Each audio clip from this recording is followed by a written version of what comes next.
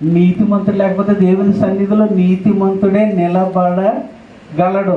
అనీతిమంతుడు దేవుని సన్నిధిలో నిలబడే అవకాశము లేదు. అందుకే ఆదాముని వనము నుండి బయటికి వెళ్ళిపోమన్నాడా? నువ్వు ఇక్కడ ఉండకూడదు ఆదాము, బయటికి వెళ్ళు. ఏ నేల నుండి నువ్వు తీయబడ్డావో అదే నేలను సేద్యపరచు, చెమటూర్చి నువ్వు నీ పొట్టను నింపుకోవాలి. ఆదాము ఒక్కడే శ్రమ పడ్డా? నువ్వు నేను కూడా శ్రమ పడుతున్నామా? చెమట ఉడ్చకుండా మనకి మెతుకులు వస్తున్నాయి నోటి దగ్గరికి? చెప్పండి, ఎవరికైనా రాదు. అందరూ హవ్వ మొక్కతే వేదనతో ప్రసవించిందా కయ్యన్ని? ఇప్పుడున్న స్త్రీలందరూ కూడా వేదనతోనే ప్రసవిస్తున్నారా? కానీ ఏం చేస్తున్నారంటే, నువ్వు వేదన పడవద్దు, నీ పొట్ట కోసి బిడ్డనే సిజేరియన్. పాతకాలంలో సిజేరియన్ పద్ధతులు ఉన్నాయా?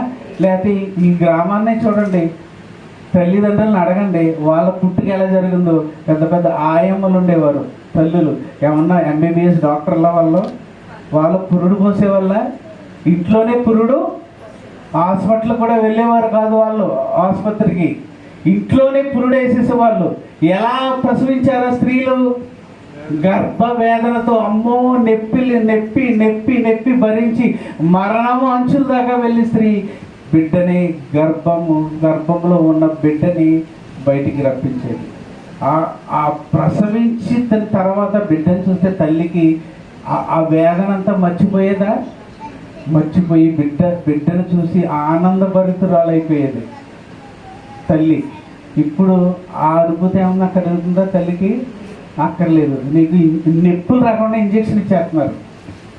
ఇంజక్షన్ ఇచ్చేసి కోసి బిడ్డను బయటికి తీసేస్తున్నారు. ఆ నిండక ముందే, ఆ ప్రసవ దినములు నిండక ముందునే బిడ్డను బయటికి తీసేస్తున్నారు. ఎంత దుర్మార్గం అండి! దేవుడు ఆ వేదన ఎందుకు పెట్టాడు? వేదనలో కనుక తల్లి బిడ్డను కంటే బిడ్డ మీద తల్లికి ప్రేమ ఉంటుంది. ఇప్పుడు తల్లులే బిడ్డలను చంపుతున్నారా లేదా? చంపేస్తున్నారు బిడ్డల్ని. ఎందుకు చంపేస్తున్నారు? చూసారా ఎంత దౌర్భాగ్యం స్థితిలో ఉన్నాం మనం? మన కన్న తల్లిదండ్రులే అవసరమైతే చంపబడేస్తున్నారు పిల్లల్ని. అందుకే తల్లినైనను నీ తండ్రి అయినను నిన్ను మరచనేమో కానీ నేను నిన్ను,